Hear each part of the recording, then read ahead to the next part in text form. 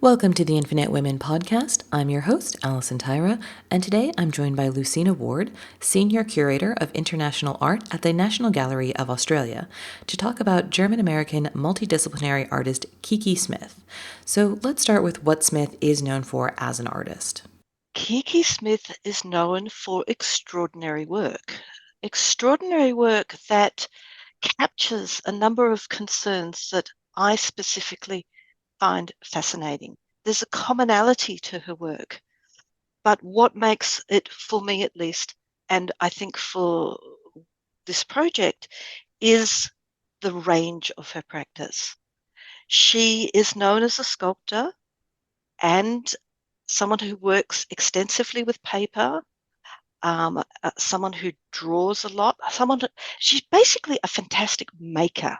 And that's why I admire her work so much, is her range of materials, her range of ideas, and the way in which she seems to produce a kind of multi-valenced universe that you really want to kind of enter.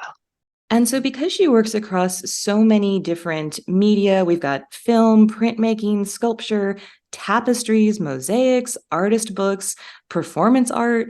I mean, what are the common threads? Like, what are the traits that tell you this is a Kiki Smith work? There's a wonderful sense of progression and development, and we can see this within the works of art that are held in the National Gallery's collection. So the earliest work, for example, and the most recent acquisition is a sculpture called Untitled 3 from 1993. That's composed or brings together a rough cast bronze figure with a spill of beads. And then we have wonderful drawings from the early 2000s, from 2007 through 9. And these drawings show Kiki Smith's practice again in its wealth of materials and approaches. She uses paper throughout her career, but in these particular drawings, there's a wonderful sense of paper as parchment and how paper can be skin-like. And the figures in those drawings are very reminiscent of traditional Christian illuminated manuscripts. But the ideas and the way in which she refers to those figures is completely of her time. And then we have a series of 3 tapestries from 2012, and they are quite different again. There are many of the same ideas, but there's this wonderful sense of being able to weave through. I mean, I guess in some ways, maybe the earlier works are kind of more in your face, more overtly political. The more recent practice is maybe a little more ethereal is not quite the word, but maybe spiritual in a earthly, bodily sky kind of sense, a sense of the universe and how it's possible for us to move between spaces. And I mean kind of literally and metaphorically. So what's common to Kiki Smith's practice over the period of which I'm mentioning is the use of the figure. And that's one of the things for which she's best known. After a period of emphatic minimalism in the Northern American art world and further afield, artists like Kiki Smith and other key female artists and further afield from the late 1980s and the 1990s emphatically returned to the figure.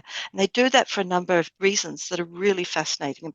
I think about the political period of Kiki Smith's early maturity in a really difficult period in American art and culture in the 80s and 90s, a period when things change a lot. And of course, what's probably most dramatic in the case of Kiki Smith's practice, her practice early on is very collaborative, and she maintains that element of working with others, but it's much more collective in this early period. For example, she works with key people like David Wojnarowicz and others who are working with ACT UP and really fighting and arguing about the need for the government not to abandon people living with HIV and AIDS.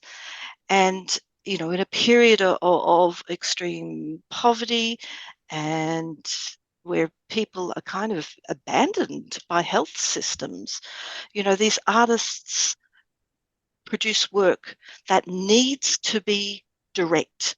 It needs to be right on message. It needs to be able to speak very directly. And that's part of the reason for returning to the use of the body.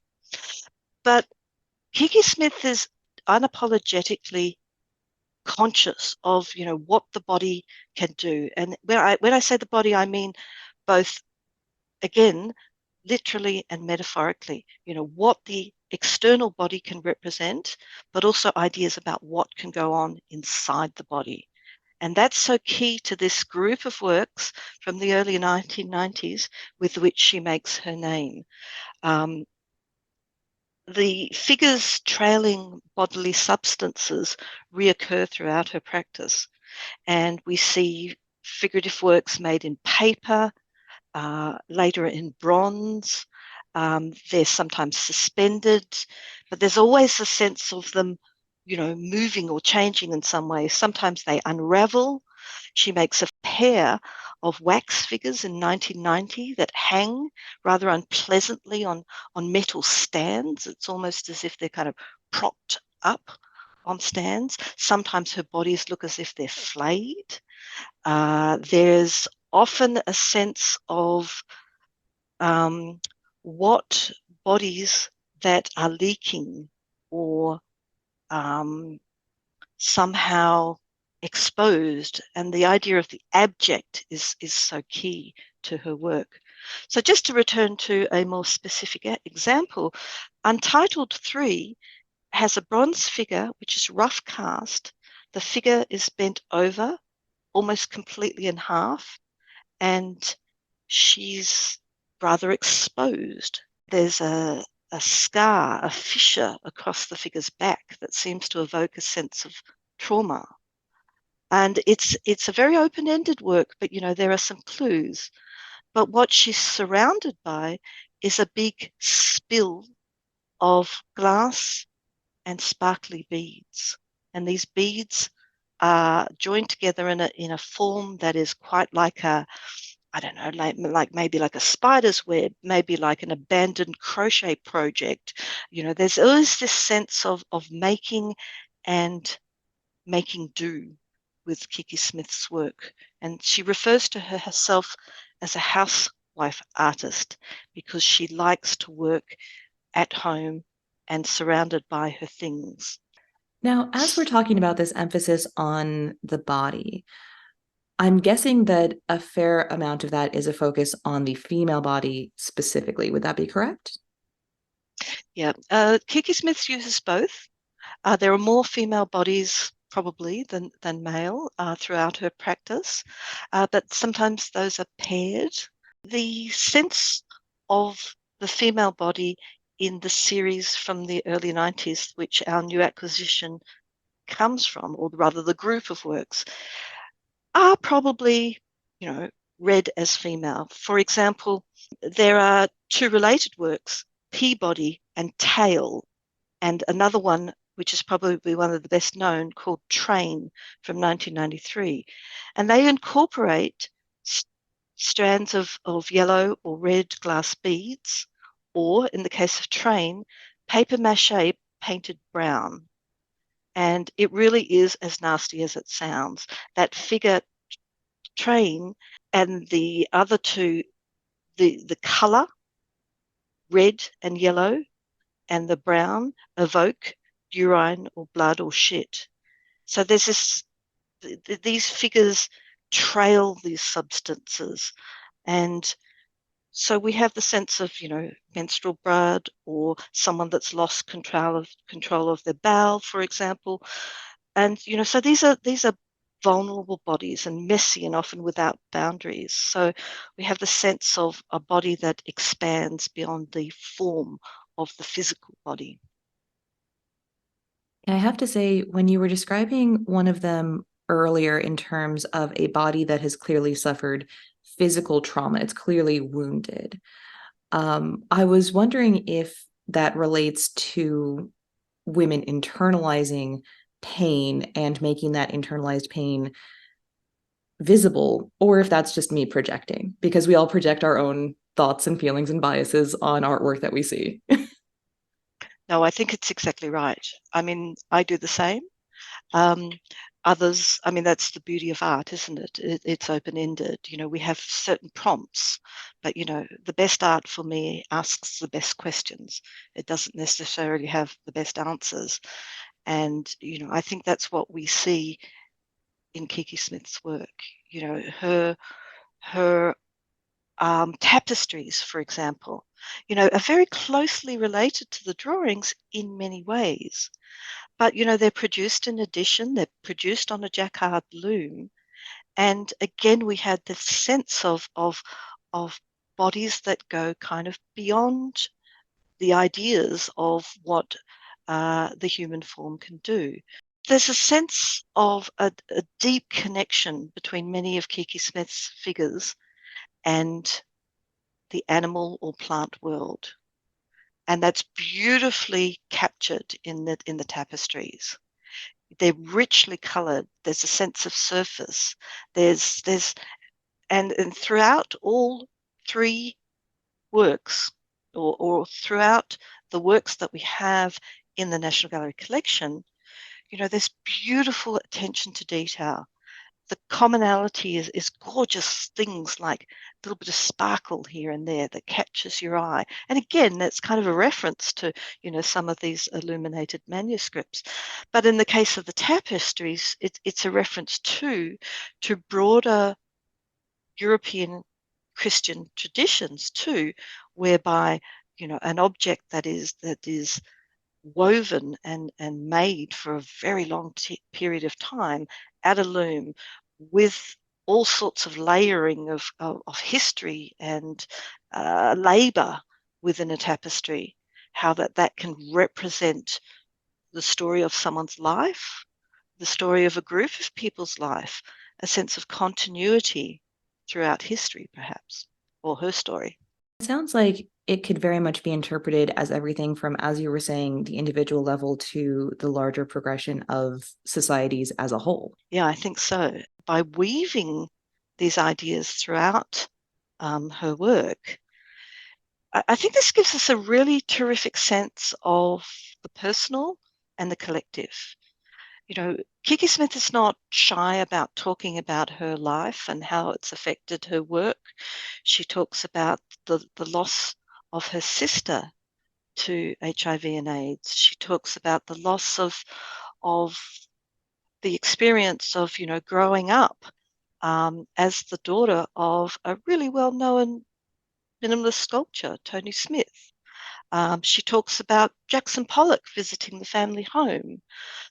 She talks about the struggling for a really long time to kind of find her calling.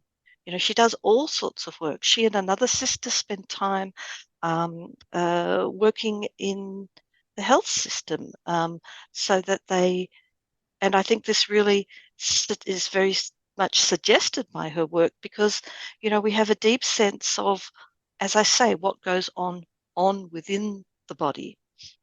And that again, that it's that emphasis between maybe what she's doing in the 1990s and what she does later. Religious mythology becomes more obvious, but we've always got the sense of the idea of ordinary people and maybe saints in medieval art.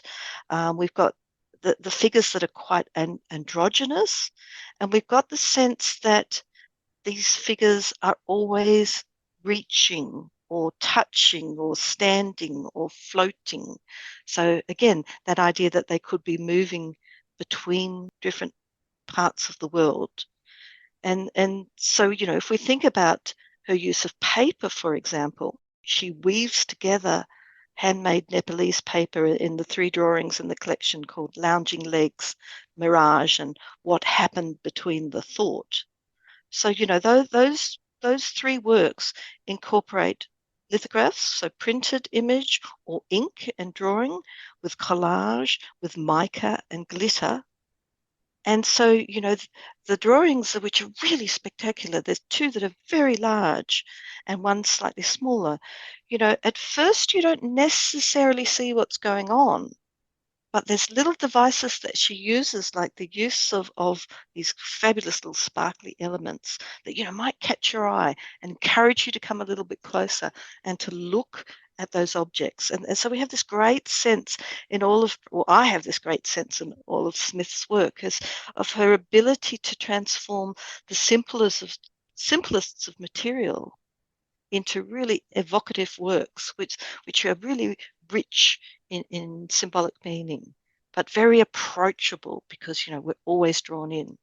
You get the sense of the visceral, but I don't think it ever quite bashes you on the head. I do wonder also, especially if she's worked in healthcare, how much of her work is, going back to that idea of making front and center the things that are usually hidden. So, particularly when we're talking about something like AIDS that, the general public didn't want to face, and really putting that in front of people. Nicely observed. Yeah, really. But I think the other thing is that maybe it makes sense to understand Kiki Smith's Catholic upbringing. For example, back to the sculpture, the new sculpture. I love this new sculpture. I've wanted a Kiki Smith sculpture for such a long time for the collection. But the figure is hairless, and there's a suggestion that this might be a reference to Santa Chiara, who's the artist's namesake, who cuts off her hair as a sign of devotion and a vow of poverty. And Smith herself talks about the idea of cutting hair, or the ideas of renunciation, as both a form of self-mutilation, but also as resistance, about creation and making more possibilities. So this idea of life, death, the body as a site of biological contest, and collective trauma, which of course is just, really pertinent these days. The balance that I think she makes so beautifully is this sense of a work being about an artist's experience, but not necessarily an individual's. So it's personal, but it's also collective, because she's really engaged. Normally, I shy away a little bit from drawing connections between biography and an artist's work. But as I said, in this case, Kiki Smith points to a lot of those ideas herself. The bronze she uses, the paper that she uses, the tapestry she uses, but probably the materials for which she's best known, early on at least, are wax and paper, as I mentioned earlier. And the wax is really intriguing because, of course, wax has a long series of associations, both in medicine, or, as death masks, or, she makes early on one of those really bizarre kind of flayed figures where she cuts into the wax to kind of open out what happens within the body. But, her work as an emergency medical technician and her broader knowledge of anatomy may inform her work. But you never have the sense when she uses wax, and that's often combined with, paint that's red or colored wax, but, what is the weird thing about wax and its use? It always feels drained of life.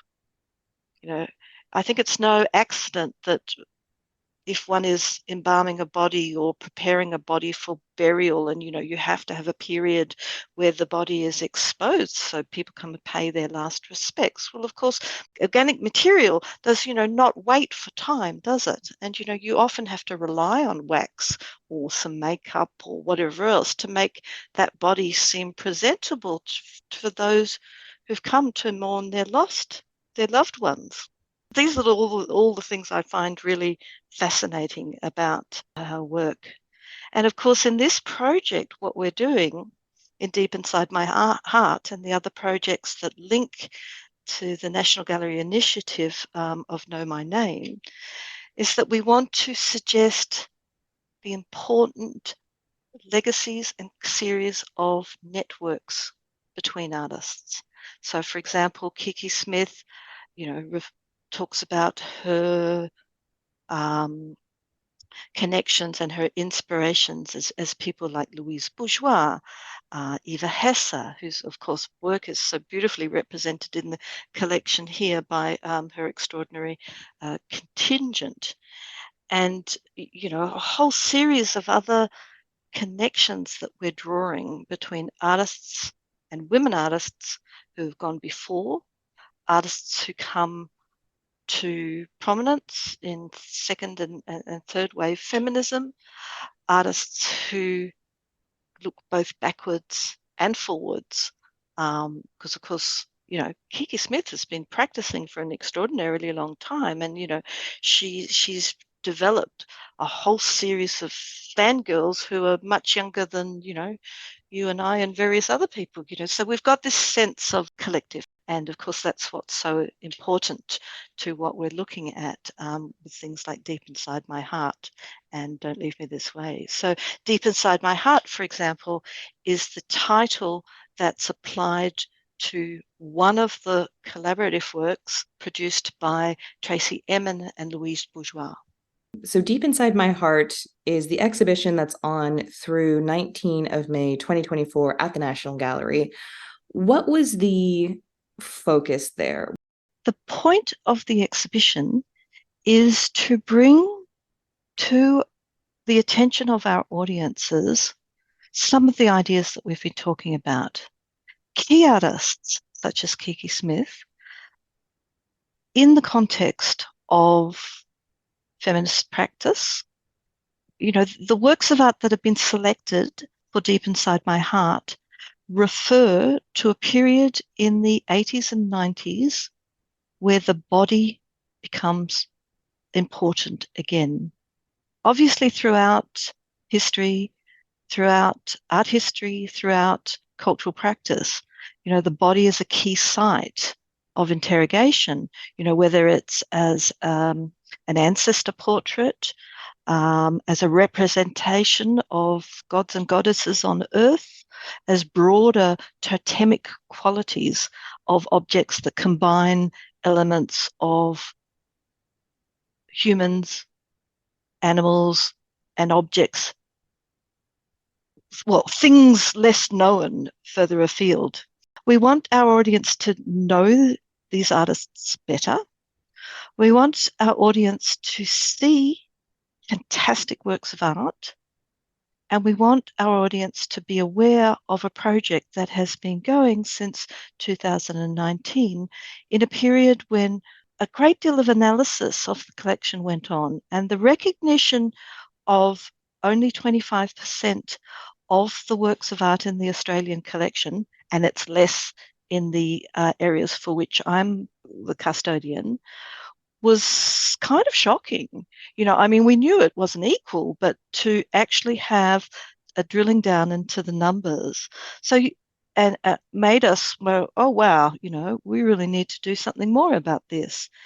And so Know My Name is a celebration and a commitment to women artists, and of course joins global movements to increase visibility.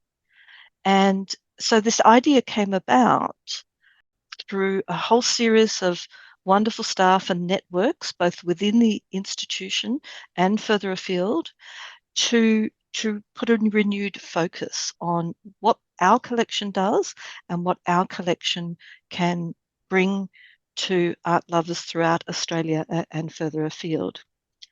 So, I work predominantly in the field of European and American painting and sculpture. And we have parts of the collection where women artists are really well represented. But we don't have, and particularly from this key period from the 1990s, for me at least, a sufficient representation of these extraordinary artists. So it's partly about all of those things, but it's also about a kind of rebalance.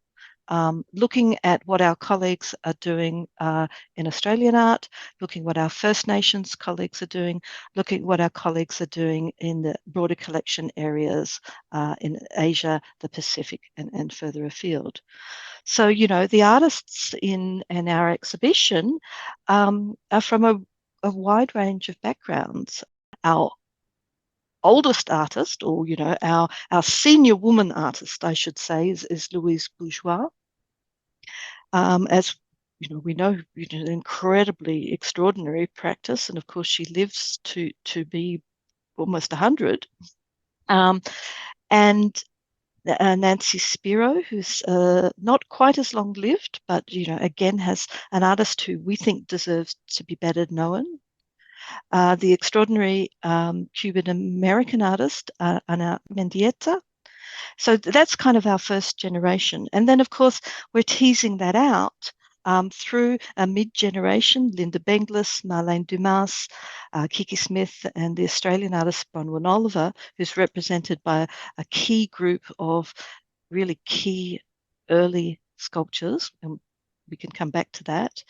But then this idea of generation. So our third grouping is in effect Tracy M and Sarah Lucas and the Indonesian artist known as Murni. Emin and Bourgeois work together, both across mediums in this extraordinary work from which the exhibition takes its title. And then all sorts of other things happen.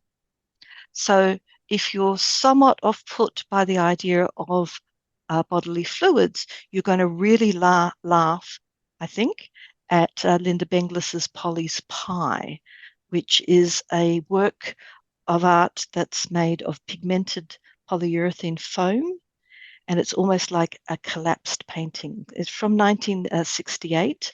It's the form of the material seems to capture the artist's gesture. And then also within the exhibition are elements, of broader practice represented. So performance, video, really intriguing works that are quite surprising in terms of material. There's a lot of humor in these works. And again, it's that idea of kind of pulling you in and making you laugh or making you cry or do all those sorts of things that really great works of art can do.